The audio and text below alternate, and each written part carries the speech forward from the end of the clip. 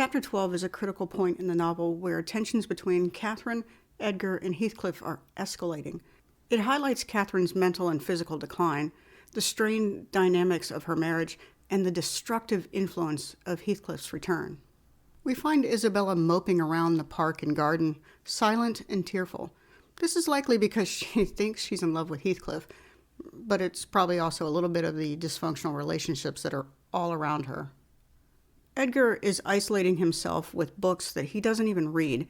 He's consumed by a vague hope that Catherine will return to him, apologize, and reconcile. His pride, however, prevents him from making the first move. Catherine is fasting, probably to manipulate Edgar. Believing her absence at meals causes him distress. And again, her pride keeps her from reconciling. Nellie Dean sees herself as the only sensible soul in the household. She says she remains detached, focused on her duties, and refusing to sympathize with or intervene in the Lintons' emotional struggles. Sure. On day 3 of Catherine's self-imposed imprisonment, she wanted some water and some gruel. She says that she's dying, but Nellie thinks it's performative, intended for Edgar's ears to guilt or manipulate him into showing concern. Instead of indulging her, Nellie brought her some tea and toast, which she ate eagerly. Catherine declares that she's going to die and no one cares about her. This is kind of a crucial moment where her inner conflict surfaces. She feels unloved and neglected, particularly by Edgar. The interaction with Nellie reveals Catherine's perception of her marriage. Edgar would be relieved when she no longer is around because she doesn't believe he ever loved her. Maybe this is a little bit of projection because, really, how much does she love Edgar? Does she even love him at all?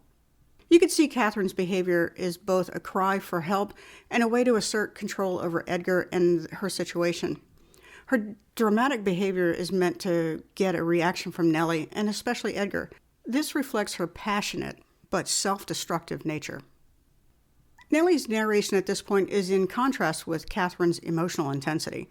She tried to manage the tension in the house by not telling Edgar what Catherine was saying, although it also shows her bias against Catherine, in my opinion, and how she doesn't have a lot of sympathy for Catherine, even when Catherine's in genuine distress. Catherine continues to insist she's suffering, and Nellie continues to ignore her and show her a lack of sympathy. At one point in their conversation, Catherine's mental state deteriorates further, and she becomes delirious. The first sign of real trouble is her fear and confusion when she sees herself in the mirror. She refuses to believe this is her in the mirror because she's still a child living at Wuthering Heights. She tore open her pillow, scattering feathers everywhere. Then she started identifying the different types of feathers. Then she talks of her wild, unrestrained childhood with Heathcliff. She opened a window and revealed her love for Heathcliff. She babbled about her desire for eternal unity with Heathcliff. Nellie has finally become alarmed by Catherine's condition, right about the time Edgar's curiosity brought him to Catherine's door. You'd think she'd be happy to see Edgar showing some interest in her, but instead, Catherine takes the opportunity to be as cruel as possible to Edgar. She describes him as one of those things that are ever found when least wanted. Ouch. She's telling him she feels trapped and suffocated by his presence. As we saw throughout her childhood, she rejected societal expectations, and now Edgar represents all of those expectations and constraints she resents. In his shock, Edgar asks if he really is nothing to her and if she really loves Heathcliff. Oh, how thick is Edgar? How does he not really already know the answer to that question? Nellie tried to soothe things over, but Edgar blamed her for not telling him sooner. Nellie started to defend herself, in probably not the best way, by saying Catherine is badly behaved and she didn't think he wanted her to foster that behavior. Edgar, as you can imagine, didn't like that and threatened to fire her if she came to him with another tall tale.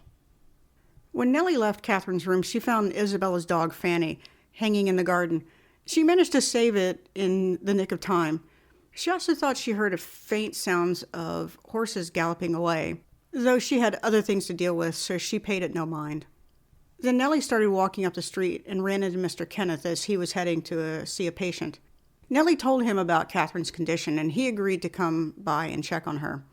He seemed to be very smart and questioned what might have been going on at the Grange that could have put Catherine in such a state.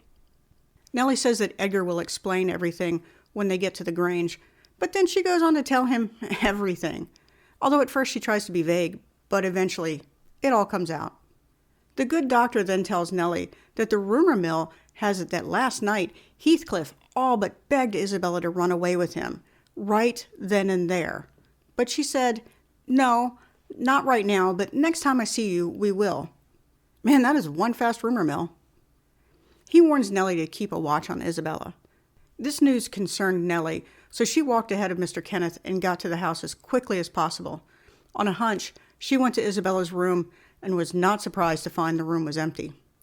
She felt a little guilty about not watching Isabella more. Then she thought, what could be done at this point?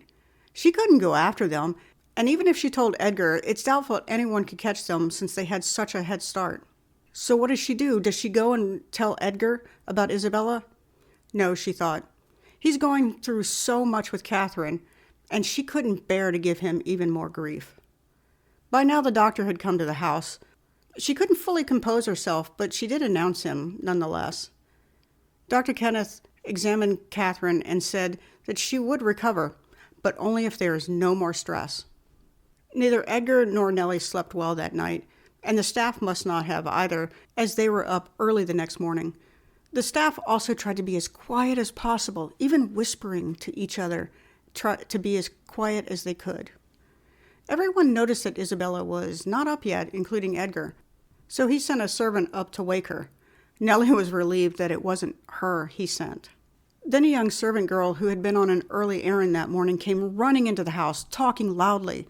Edgar admonished her to be quiet, and after she calmed, he asked her what was going on. She told him that she'd heard from a boy who delivered milk to the Grange that Isabella had run off with Heathcliff that night. Edgar looked crushed by this news.